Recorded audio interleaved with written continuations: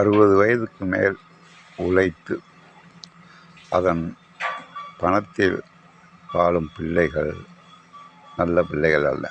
அதாவது அப்பா அம்மாவுக்கு 60 வயசுக்கு மேலே ஆச்சு, அவங்க சம்பாதிச்சு கொடுத்து அந்த சம்பாத்தியத்திலேருந்து தனக்கு பொன் பொருள் வாங்கிறது, சாப்பாட்டுக்கு பணம் வாங்கிறது, ஏதோ ஒரு பிரச்சனைக்காக பிள்ளைகள் வாங்கக்கூடாது.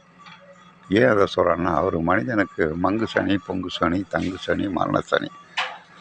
மங்கு சனி என்பது முதல் 30 வருடம் கஷ்டப்படுற வயசு, அடுத்த 30 வருஷம் சம்பாதிக்கக்கூடிய வயசு 60 வயசு வரைக்கும், அடுத்த 30 வருஷம் உட்கார்ந்து சந்தோஷமாக சாப்பிடக்கூடிய வயசு, நிம்மதியாக இருக்கக்கூடிய வயசு 90 வயசு, 60 to 90.